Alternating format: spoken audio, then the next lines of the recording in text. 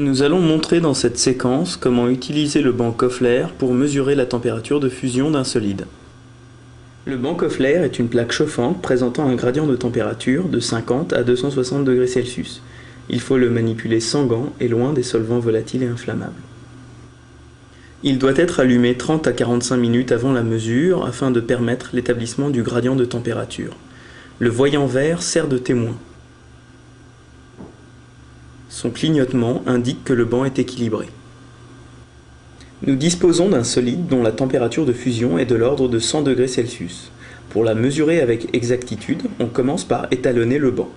Le solide étalon choisi est le benzyle qui fond à 95 degrés, température proche de celle attendue. On commence par repérer la région du banc des températures proches mais inférieures à la température de fusion de l'étalon en déplaçant le chariot mobile. On dépose ensuite une faible quantité de solide étalon dans cette région. On la déplace vers la zone chaude à l'aide de la pointe de la petite spatule fournie avec le banc. Le déplacement du solide doit être assez lent pour laisser à l'équilibre thermique entre le solide et la plaque le temps de s'établir. On repère la température de fusion à l'apparition de la première goutte de liquide.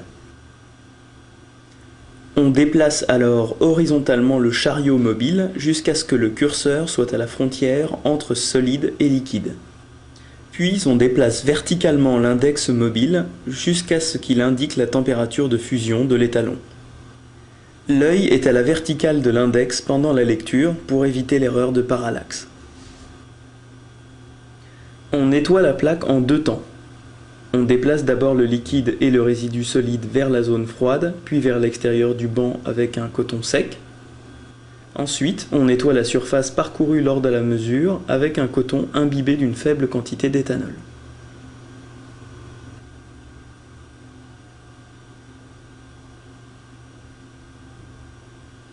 On peut maintenant passer à la mesure proprement dite.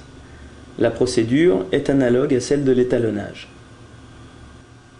On dépose le solide dans une zone proche mais inférieure à la température de fusion.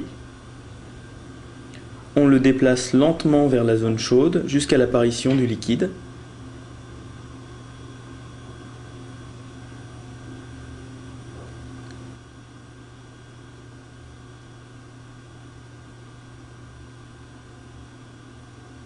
Puis on déplace horizontalement le chariot mobile jusqu'à ce que le curseur soit à la frontière entre solide et liquide. La température de fusion est alors indiquée par l'index mobile.